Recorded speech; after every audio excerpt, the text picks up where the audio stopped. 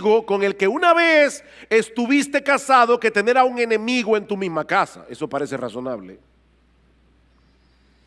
Pero hermanos, ¿qué enseña la palabra de Dios con respecto a esto? ¿Es el matrimonio una relación que podemos tratar con tanta ligereza, que podemos dar por terminado a conveniencia? Esa es la pregunta que yo quisiera responder en esta mañana a la luz de este pasaje del Evangelio de Marcos que gira en torno, a una pregunta que hicieron los fariseos. Ellos estaban interesados en hablar acerca del divorcio, pero como veremos en un momento, Jesús estaba interesado en hablar acerca del matrimonio. Ellos querían saber acerca del divorcio. Jesús quería que todos nosotros supiéramos algo acerca del matrimonio. Dice en el capítulo 10, versículo 1, una vez más: levantándose de allí, Jesús se fue a la región de Judea y al otro lado del Jordán, y se reunieron de nuevo las multitudes junto a él, y una vez más, como acostumbraba, les enseñaba. En este versículo estamos entrando en el último tramo del ministerio terrenal de nuestro Señor Jesucristo. El Señor ha salido definitivamente de la región de Galilea, al norte de Palestina, y se dirige hacia la región de Judea, al otro lado del Jordán, es decir, hacia una región, un lugar llamado Perea. Ahora, ¿por qué ese dato es importante? Bueno, ese dato es importante porque esa región estaba gobernada por Herodes Antipas. Y si ustedes recuerdan, Herodes Antipas le había quitado la mujer a su hermano Felipe y se había casado con ella, y luego mató a Juan el Bautista porque había denunciado su divorcio ilegítimo. Y era en ese lugar donde se encontraba Jesús cuando los fariseos vinieron con esta pregunta inocente.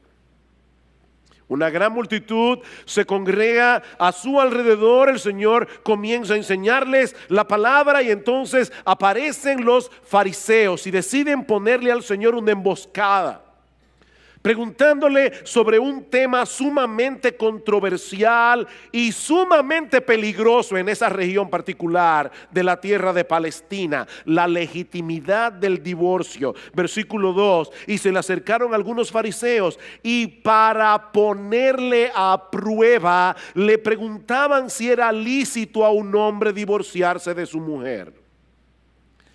En Mateo 19:3, que es el pasaje paralelo, nosotros encontramos la misma pregunta, pero en términos más concretos: ¿es lícito a un hombre divorciarse de su mujer por cualquier causa? Noten, mis hermanos, y esto es importante, que ellos están presuponiendo que el divorcio está permitido. La pregunta no es si era lícito el divorcio, la pregunta es si era lícito hacerlo por cualquier causa, hacerlo por cualquier motivo. Y el trasfondo de esta pregunta es la correcta interpretación de lo que decía la ley de Moisés en Deuteronomio 24. Los israelitas habían estado inmersos en la cultura egipcia por más de 400 años, donde fueron esclavos, y habían absorbido muchas de sus costumbres paganas, incluyendo una visión muy ligera acerca del matrimonio. Tal parece que el divorcio era muy común entre los israelitas en ese tiempo, pero en vez de prohibir el divorcio, lo que hace el Señor es regularlo, introduciendo una limitante en un caso particular. Yo voy a leerles Deuteronomio 24, no tienen que buscarlo, pero en los versículos 1 al 4, esto es lo que dice la palabra de Dios: cuando alguno toma una mujer y se casa con ella, si sucede que no le es agradable por haber encontrado algo reprochable en ella, y le escribe certificado de divorcio y lo pone en su mano y la despide de su casa, y ella sale de su casa y llega a ser mujer de otro hombre. De paso, hermanos, Dios no habla por hablar. Si Dios tuvo que regular en ese caso, es porque eso estaba sucediendo muy a menudo. Los hombres estaban divorciándose de sus mujeres por cualquier cosa. Ellas se iban y se casaban con otra persona, y dice ahora el Señor: si el segundo marido también la aborrece. y le escribe certificado de divorcio, lo pone en su mano y la despide de su casa, o si muere este último marido que la tomó para ser su mujer, y aquí está la ley: al primer marido que la despidió no le es permitido tomarla nuevamente como mujer porque ha sido menospreciada, pues eso es abominación ante el Señor. No traerás pecado sobre la tierra que el Señor tu Dios te da por heredad. Es a ese pasaje que están aludiendo los fariseos en Marcos capítulo 10. Ahora, este pasaje no promueve el divorcio. De hecho, este pasaje ni siquiera nos da un juicio de valor sobre cómo deberíamos ver el divorcio. Simplemente regula este caso particular. Si una persona se divorciaba de su mujer por haber hallado en ella algo reprochable, y esta mujer se casaba con otro hombre, si se daba el caso de que ese otro hombre también se divorciara o muriera, su primer marido no podía volver a casarse con ella bajo ninguna circunstancia. Y básicamente lo que Dios está diciendo aquí es: la mujer no es un juguete que tú puedes desechar cuando tú quieras y volverla a tomar cuando tú quieras. Piénsalo bien antes de poner en su mano una carta de divorcio. Mis hermanos, la relación matrimonial no es como el contrato de cable. Cuando tú tienes un cable, cable TV en tu casa, tú puedes buscar otra compañía, a tratar, a ver si los canales que tienes son mejores que los que tú tienes en el otro plan. Y si no te conviene, puedes volver a la otra compañía, de nuevo, a la anterior. Pero Dios está diciendo: no hagas eso con el matrimonio. El matrimonio es un vínculo sagrado. El matrimonio no puede ser tratado con tanta ligereza. Ahora bien, ¿a qué se refiere el texto de Deuteronomio 24 al hablar de algo reprochable o de algo indecente, como dice la Reina Valera del 60? Bueno, en el tiempo del Señor, y esa fue la razón de la pregunta, en el tiempo del Señor las opiniones estaban divididas con respecto a esto. Por un lado estaba la escuela de un rabino llamado Shammai, que decía que la única causa legítima para el divorcio era el adulterio. Obviamente esa interpretación de Deuteronomio 24 tiene un gran problema. ¿Qué se hacía con las adúlteras y con los adúlteros en el Antiguo Testamento?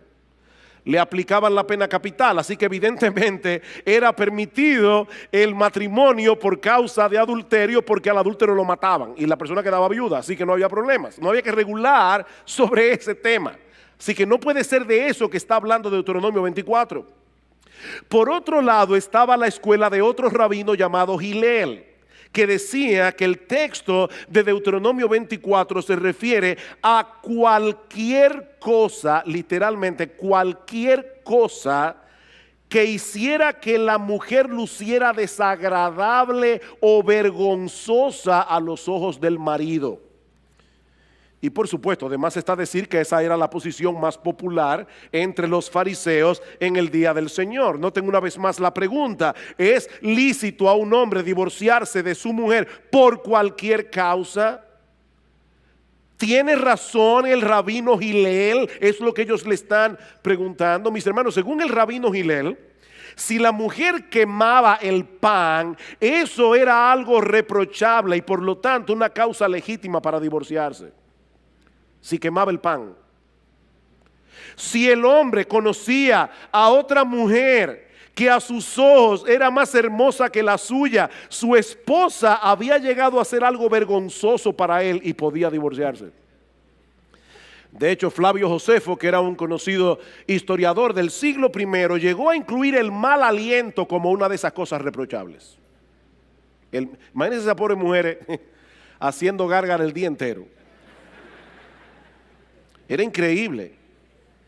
Y aunque nosotros no tenemos el tiempo para considerar en detalle Deuteronomio 24, muchos estudiosos del Antiguo Testamento, y yo concuerdo con esto, piensan que esa cosa indecente, esa cosa reprochable puede referirse a una conducta indecorosa de parte de la mujer que no llegaba a ser adulterio. O sea, probablemente se refiere a un hombre que ve a su esposa comportarse de una manera que para él era vergonzoso, pero no llegaba a ser un adulterio que que justificara que ella fuera condenada a la pena capital. Ahora, es un texto difícil. El punto es que los fariseos no estaban interesados en conocer su interpretación.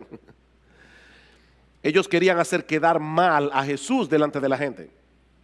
Tal vez sospechaban que el Señor iba a estar de acuerdo con la posición más estricta y que eso iba a restarle popularidad. O tal vez esperaban ponerlo en una situación bien difícil con Herodes Antipas. Recuerden que Marcos dice, ellos lo pusieron a prueba. Esto fue una emboscada, mis amados hermanos. Ellos pusieron a Jesús en riesgo. ¿Cómo resuelve Jesús este dilema? Llevándolos a considerar el diseño original de Dios para el matrimonio. Ya vimos la pregunta de los fariseos, veamos ahora en segundo lugar la respuesta de Jesús. Versículo 3. Me encanta esta respuesta. Y respondiendo él les dijo, ¿qué os mandó Moisés? Es una pregunta interesante. El Señor apeló a la Biblia, no a la opinión de un rabino, no a ninguna escuela rabínica. Ellos estaban diciendo, ¿qué te parece lo que dice Gilel o lo que dice Shammai? Y Jesús le dice, ¿qué le parece a ustedes si vamos a la Biblia? ¿Qué dice Moisés?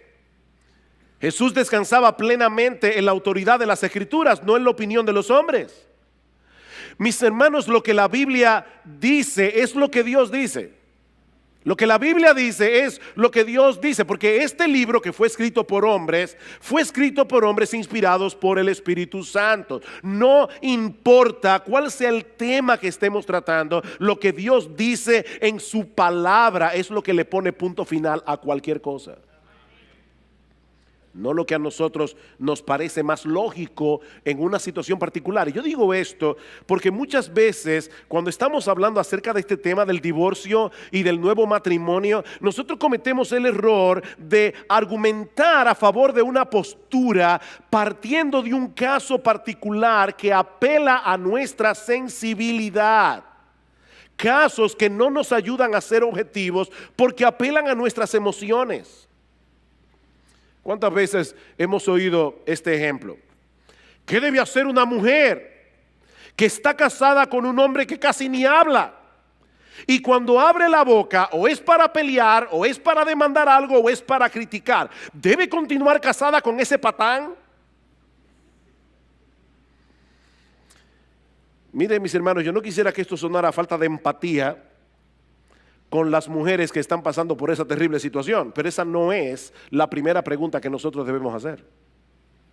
La primera pregunta es, ¿qué dice Dios en su palabra acerca del matrimonio? Otra vez, el Señor Jesucristo es la segunda persona de la Trinidad. Él es la compasión encarnada. Si hay alguien, mis amadas hermanas, que entienden cuando ustedes son maltratadas verbalmente o emocionalmente por sus maridos, si hay alguien que las entiende, es el Señor. Sin embargo, Él basó su argumentación en las Escrituras. ¿Qué dice la Biblia? Aunque este es un tema que nos impacta emocionalmente, hermanos, no podemos tomar decisiones sobre la base de nuestras emociones. Debemos tomar decisiones sobre la base de lo que Dios ha revelado en su palabra. ¿Qué os mandó Moisés? Versículo 4. Ellos dijeron, ¿Moisés permitió al hombre escribir carta de divorcio y repudiarla? Y Jesús le dijo, sí, por la dureza de vuestro corazón os escribió este mandamiento, pero desde el principio de la creación Dios los hizo varón y hembra. Deténganse allí un momento. Los fariseos tenían una visión tan distorsionada del matrimonio que lo único que parecía importarles eran las disposiciones legales. Mientras el marido cumpliera con poner en la mano de su mujer desechada una carta de repudio tal como estaba estipulado en la ley, todo estaba bien. Pero Jesús quiere hacerles ver que lo que está en juego aquí es mucho más importante que un documento legal. Vuelvan al Génesis, les dice el Señor. para ver cuál fue el diseño original de Dios con respecto al matrimonio. ¿Cómo debía ser el matrimonio antes de la entrada del pecado, antes de que el pecado del hombre dañara las cosas? Porque ese diseño original, y subrayen esto en negrita, ese diseño original sigue siendo la norma para nosotros hoy. Sí, vivimos en un mundo caído, vivimos en un mundo dañado por el pecado, donde muchos matrimonios no son lo que deben ser, pero aún así el matrimonio debe funcionar conforme a su diseño original. Desde el principio de la creación, dice Jesús, Dios nos hizo varón y hembra. ¿Para qué? ¿Para qué nos hizo varón y hembra? Para que nos complementemos el uno al otro. Versículo 7. Por esta razón el hombre dejará a su padre y a su madre, y los dos serán una sola carne. Por consiguiente, ya no son dos, sino una sola carne. A pesar de lo estrecha que puede ser la relación entre padres e hijos, Cristo está diciendo aquí, la relación matrimonial está supuesta a ser mucho más cercana, está supuesta a ser mucho más íntima, porque a través del pacto matrimonial los dos vienen a ser uno, una sola carne. Eso no sucede con ninguna otra relación terrenal, ni siquiera la relación entre padres e hijos. El hombre y la mujer quedan adheridos el uno al otro, de tal manera que ya no es tu vida, mi vida, es nuestra vida. Los planes de ambos, los anhelos, los problemas, las circunstancias se funden en uno solo. Y de esa manera el matrimonio viene a ser una figura, una parábola viviente, una representación de la relación que Cristo tiene con su iglesia. Eso es lo que dice Pablo en Efesios capítulo 5. Maridos, amad a vuestras mujeres, así como Cristo amó a la iglesia y se entregó a sí mismo por ella para santificarla, habiéndola purificado en el lavamiento del agua por la palabra. Dice, cuando tú te casas con tu mujer, tú eres un cuerpo con ella. Y Pablo dice, grande es este misterio, mas yo digo esto con respecto de Cristo y de la iglesia. Este mega misterio es con respecto a Cristo y la iglesia. Mis hermanos, es por eso que este asunto del matrimonio es tan importante. No solo porque el matrimonio es la relación más fundamental de la sociedad humana, sino porque está llamado a ser una parábola viviente del evangelio. Desde el principio de la creación, Dios diseñó el matrimonio para que representara otra cosa mucho más sublime que la relación romántica entre un hombre y una mujer. Él nos creó varón y hembra, con nuestras similitudes y con nuestras diferencias. ¿Para qué? Para que fuéramos capaces de unirnos y complementarnos el uno con el otro. Ese es el diseño original de Dios. Esa es la norma que seguirá vigente hasta que nuestro Señor Jesucristo regrese en gloria. Un hombre y una mujer que abandonan padre y madre para unirse y llegar a ser una sola carne. No dos hombres, no dos mujeres, no un trío, ni cualquier otra combinación que los seres humanos en su locura y en su rebeldía contra Dios decidan hacer. Un hombre y una mujer. Y precisamente sobre la base de ese diseño, escuchen ahora la conclusión del Señor, versículo 9. Por lo tanto, lo que Dios ha unido, ningún hombre lo separe. Por lo tanto, cuando un hombre y una mujer vienen a ser uno a través del vínculo sagrado del matrimonio, Dios pone su sello sobre esa unión. Y por lo tanto, ningún hombre tiene derecho a quebrar ese sello. Mis hermanos, ese es el estándar de Dios y ese tiene que ser el estándar de la iglesia. Ese es el estándar de Dios. No es la perspectiva de nuestra cultura la que debe determinar nuestra perspectiva del matrimonio. Es la perspectiva de Dios revelada en su palabra. Es como si Dios tomara a un hombre y a una mujer y los pegara el uno al otro con un pegamento celestial. Y no conforme con eso, pone un sello en el punto de unión para que nadie se atreva a romper ese sello. En Malaquías capítulo 2, Dios es bien claro en el versículo 15. Dice: Dios aborrece el divorcio. Dios odia el divorcio. A Dios le repugna el divorcio. Eso es lo que dice la Biblia. Y de hecho, el texto de Malaquías es bien fuerte porque dice: y al que mancha de violencia sus vestidos. Y parece que la idea es como si tú le enterraras un puñal a la otra persona y su sangre te salpicara. Dios odia el divorcio. Alguien decía que hay al menos 3 cosas que nosotros podemos decir con toda seguridad acerca del divorcio, a la luz de la enseñanza bíblica. 3 cosas con las que todo creyente debe estar de acuerdo. Hay controversias en el pueblo de Dios con respecto a este tema, pero yo voy a decir 3 cosas que si tú eres cristiano y tú crees en la Biblia, tú vas a estar de acuerdo conmigo. La primera es que todo divorcio es contrario al diseño original de Dios. Todo divorcio es contrario al diseño original de Dios. Eso es lo que el Señor está diciendo aquí. En el principio, Dios los creó varón y hembra para que se unieran el uno al otro en un vínculo indisoluble. Eso no puede estar sujeto a debate entre personas que creen que la Biblia es la palabra de Dios. Lo segundo es que cada divorcio envuelve el pecado de uno de los cónyuges, siempre. O de los dos. Eso tampoco puede ser debatido. Siempre que ocurre un divorcio hay pecado de por medio. Sea el pecado de uno, sea el pecado de los dos, pero alguien tiene que haber quebrantado la ley de Dios para haber llegado a ese punto de ruptura. Lo tercero es que cada pareja que se divorcia está separando lo que Dios unió. Cada pareja que se divorcia está separando lo que Dios unió. Eso tampoco es debatible. Es por eso, mis hermanos, que resulta imposible tener un divorcio indoloro. Una vez alguien vino a mi oficina, una persona que no es miembro de esta iglesia, pero me dijo: pastor, yo necesito ayuda, me estoy divorciando de mi marido y yo quiero que usted se intervenga, nos ayude para que esto no sea traumático. Yo le dije: mira, yo te quiero mucho, pero yo no puedo hacer eso. Es imposible tener un divorcio que no sea traumático.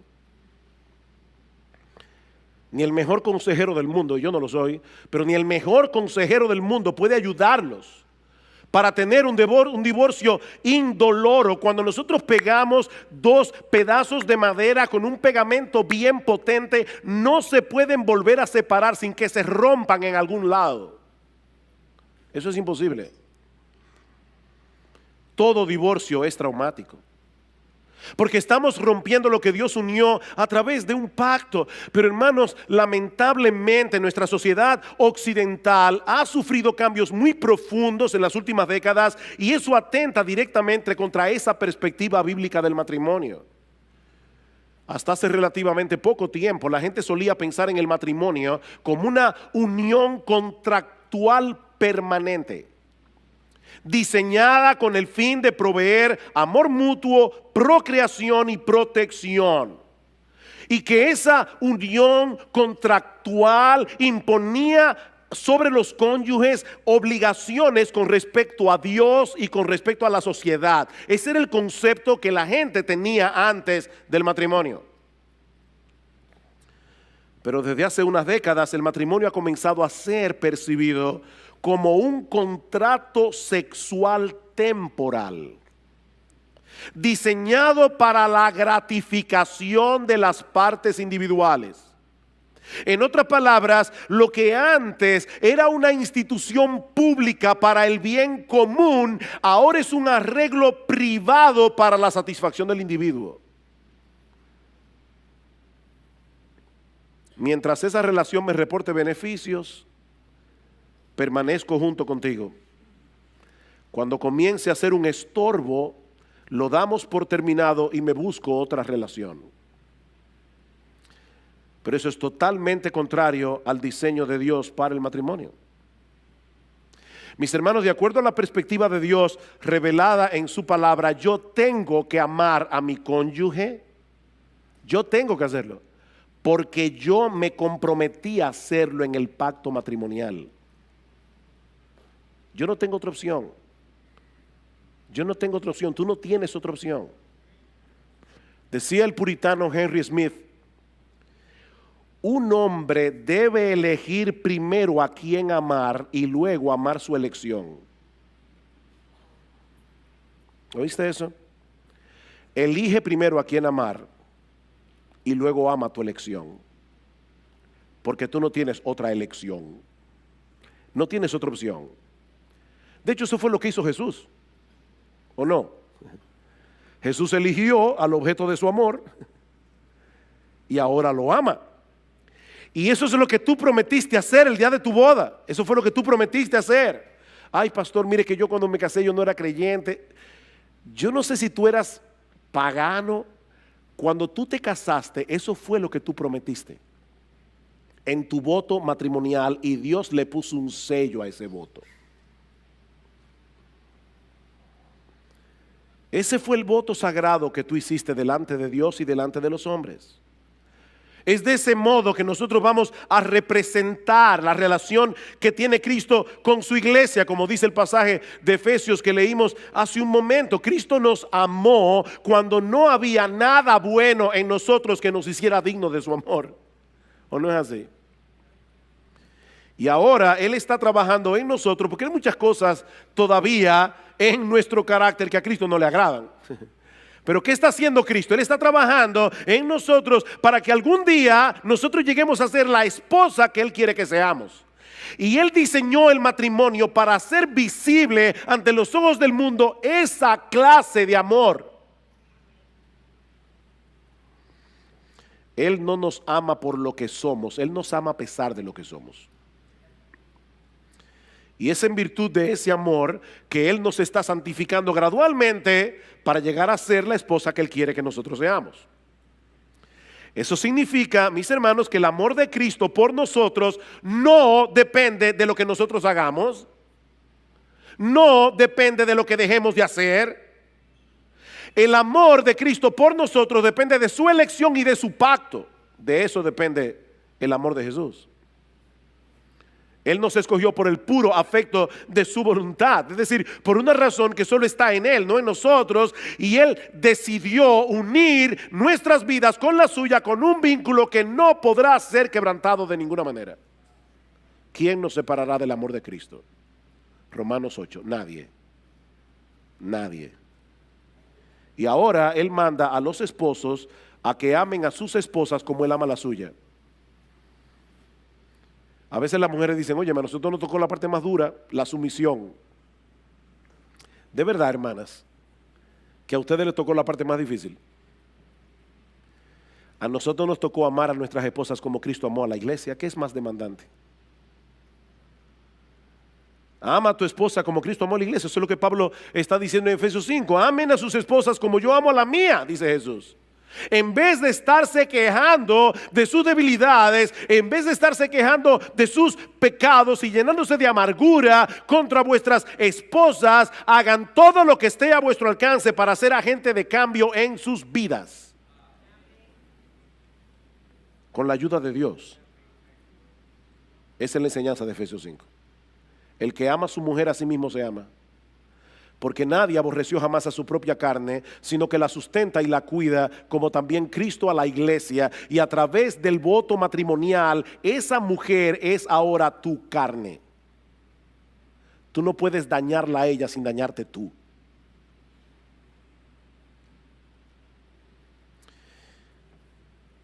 Yo les dije, hermanos, este pasaje, ¿verdad?, comienza con una pregunta sobre el divorcio, pero de lo que habla Jesús es del matrimonio. Ahora, ¿qué del divorcio? ¿Quiere decir entonces que no existe ninguna razón legítima para que una pareja se divorcie? Eso nos lleva a nuestro tercer encabezado. Ya vimos la pregunta de los fariseos, luego la respuesta de Jesús. Veamos ahora en tercer lugar la pregunta de los discípulos. Versículo 10. Y ya en la casa, Los discípulos volvieron a preguntarle sobre esto. Yo me imagino a los apóstoles diciendo, pero ven acá, a final de cuentas, él no respondió a la pregunta. Ellos se quedaron dándole mente al asunto. Por lo menos no lo respondió directamente. Y yo supongo que Jesús no quiso responder, por lo menos por dos razones. Por un lado, porque no era una pregunta sincera, eso ya lo vimos hace un momento, esto fue una emboscada. Esto no era una pregunta sincera, ellos no tenían ningún interés de entender mejor las escrituras, ellos querían desacreditar a Jesús. Y el Señor decidió no responderles. Pero yo pensaba, estudiando ese texto esta semana, ¿y no será también que Cristo no quiso responder directamente? Porque Él quería dejar en la multitud una visión elevada del matrimonio. Recuerden que los fariseos no eran los únicos que estaban allí ese día. Si leen el versículo 1 otra vez, allí dice que Cristo estaba rodeado de multitudes.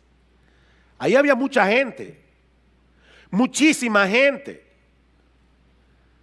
Y es muy probable que el Señor hubiera querido dejar en sus mentes la idea de que lo importante no es si existe alguna razón legítima para divorciarse. Lo importante es recordar que hay muchas razones para seguir casado. Pero los discípulos estaban inquietos. De hecho, en el pasaje paralelo de Mateo dijeron, ay mi madre, pero si eso es así no conviene casarse. Ellos estaban tan acostumbrados ya a esa cosmovisión de que se podían zafar de la mujer por cualquier cosa, que ellos llegaron a pensar, entonces no conviene casarse. Así que ellos vuelven a preguntarle al Señor en privado, y eso nos lleva a nuestro último encabezado, la respuesta de Jesús a los apóstoles. Versículo 11. Y Él les dijo, esto es en privado ahora a los discípulos, cualquiera que se divorcie de su mujer y se case con otra comete adulterio contra ella. Y si ella se divorcia de su marido y se casa con otro, comete adulterio. Ustedes ven, hermanos, por qué yo les decía que esto fue una trampa que los fariseos le pusieron a Jesús, no solamente por lo de Herodes Antipas. ¿Ustedes imaginan que Jesús viniera a un programa de televisión con un alto rating de audiencia y que le hicieran esa pregunta frente a las cámaras? Y Cristo dijera, en nuestra sociedad, cualquiera que se divorcia de su mujer por cualquier causa, porque esa fue la pregunta, y se casa con otra persona, ha adulterado. Esta sociedad está llena de adúlteros. No hubiera sido muy popular. Seguro que no hubiera sido muy popular.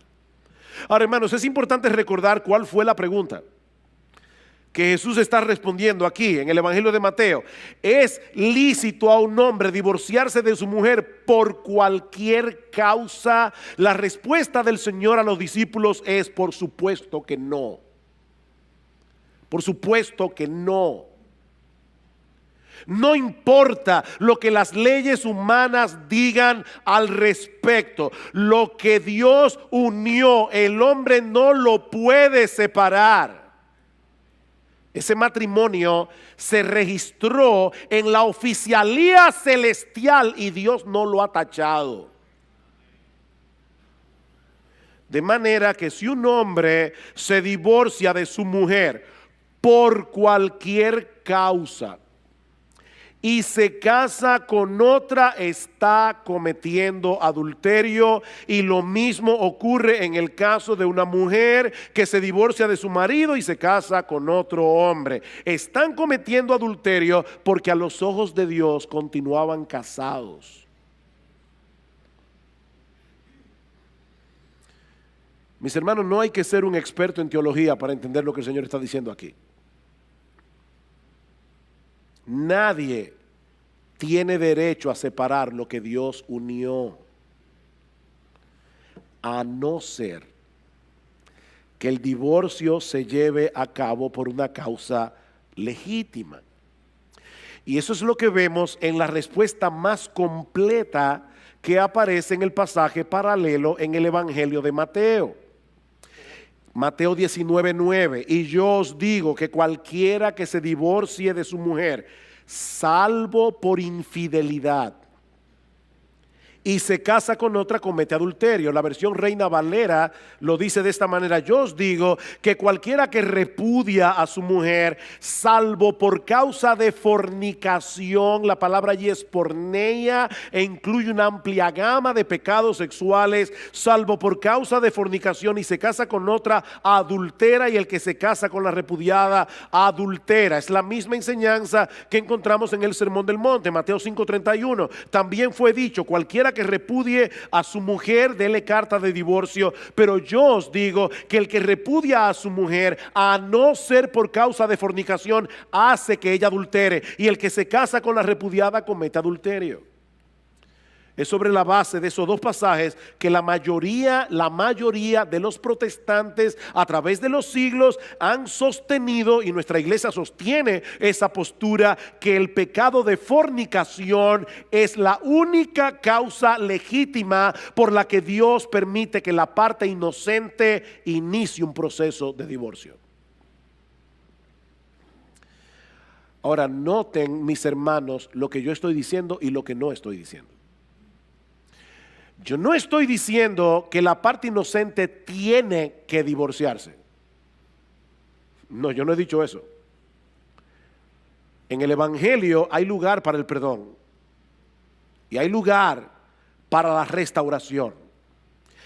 Y siempre que sea posible, oigan lo que estoy diciendo, hermano, porque a veces no es posible.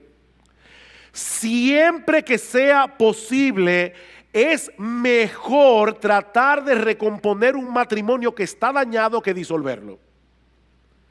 Siempre que sea posible. Pero Dios sabe que a veces no es posible, y por eso Dios permite a la parte inocente tomar la decisión de dar por terminada la relación, siempre y cuando sea por causa de infidelidad. Así como en el Antiguo Testamento el adulterio rompía el vínculo matrimonial porque el adúltero era apedreado, lo que Jesús está diciendo es que en el Nuevo Testamento se da permiso al cónyuge inocente a que se divorcie por esa causa. Eso es básicamente lo que el Señor nos enseña en estos dos textos del Evangelio de Mateo. Alguien dirá: pastor, ¿y qué de 1 Corintios 7? Yo no tengo tiempo para entrar en 1 Corintios 7, pero Pablo está tratando allí dos casos muy diferentes. En primer lugar, está tratando el caso de dos creyentes que porque la relación matrimonial está tan deteriorada, deciden separarse. Y Pablo dice: si a pesar de lo que ya el Señor dijo acerca del matrimonio, ustedes deciden separarse, no se pueden volver a casar. No se pueden, no tienen permiso de Dios para volverse a casar. Por supuesto, ahí Pablo no está tratando con el problema del adulterio. Si hubiera adulterio, habría que tratar ese caso independientemente. Pablo está diciendo dos personas que de repente, profesando ser creyentes, deciden separarse. No se pueden volver a casar. El otro caso que Pablo trata es un caso en el que hay un creyente casado con una incrédula o una creyente casado con un incrédulo. Mientras el incrédulo consienta en vivir con la creyente, no hay problema. Pero ¿qué pasa si el incrédulo decide él poner el divorcio? Entonces Pablo dice: no está el hermano o la hermana sujeta a servidumbre en semejante caso. Y muchos exégetas entienden que lo que Pablo está diciendo allí es: no está el hermano o la hermana sujeta al voto matrimonial en ese caso, porque el incrédulo decidió romperlo, pero ella no, o él, creyente. Pero eso es otro caso. Mis hermanos, yo quisiera concluir trayendo tres palabras de aplicación en esta mañana a tres grupos distintos que se encuentran en esta iglesia. En primer lugar, quisiera dirigirme a los casados. A los casados. Queridos hermanos, amigos que están aquí en esta mañana, el matrimonio no es un juego. El matrimonio no es un juego. Y el divorcio no es el único mal que afecta el matrimonio. El matrimonio es un pacto de compañía, como vemos en Proverbios capítulo 2, versículo 14, Malaquías capítulo 2, Proverbios 2:16, Malaquías 2:14. Es un pacto, una promesa sobre la que yo juro. De manera que cuando un hombre o una mujer es indiferente hacia su cónyuge o está violando el papel que Dios le asignó en ese matrimonio donde debían complementarse el uno al otro, están violando el pacto que hicieron en la presencia de Dios. Y mis amados hermanos casados, amigos casados, nadie puede violar ese pacto sin sufrir las consecuencias. El que ama a su mujer, a sí mismo se ama. ¿Sabes por qué? Porque tu mujer es tu cuerpo. Tu mujer es tu otra mitad. Tú no puedes dejar de amar a tu esposa sin ser afectado tú. Mis hermanos, estamos viviendo tiempos muy difíciles. Por encima de todas las cosas, protejan sus matrimonios. Denle tiempo a sus matrimonios. Un buen matrimonio no se cultiva por ósmosis. Un buen matrimonio no se cultiva por generación espontánea. Un buen matrimonio hay que cultivarlo. Cuiden sus matrimonios, protejan sus matrimonios. Recuérdense una y otra vez que el gran propósito del matrimonio no es que seamos felices en esa relación. Sí, me oíste bien.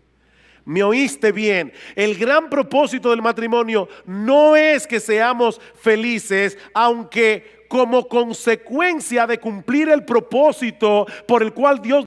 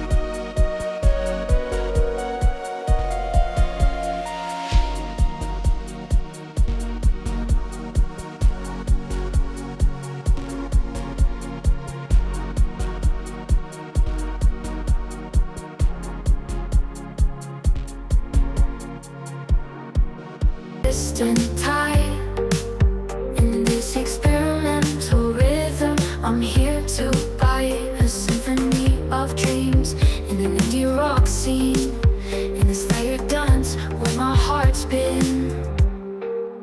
Almost in the music, in this enclave dream, with a classic tune that I can't quite see.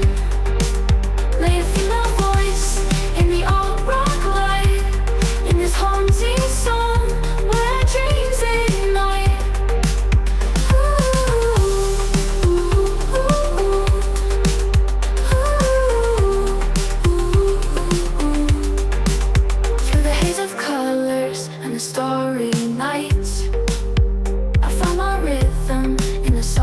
moonlight. Echoes of the past, they whisper sweet. In this rock world where the beat repeats, melodic whispers like a distant tide. In this experimental rhythm, I'm here to bite a symphony of dreams. In an indie rock scene, in this layered dance where my heart's been. Oh, I'm lost in the music, in the symphony of dream, with a classic tune that I can't quite sing. Lay a female voice in the alt rock light, in this haunting song where dreams ignite. Through the heart of the night where the guitars play, I found my rhythm in a soft mental way. A sweet surrender to the rock beat, in this haunting moment where my heart skips a beat. Oh, I'm lost in the music, in the symphony of dreams.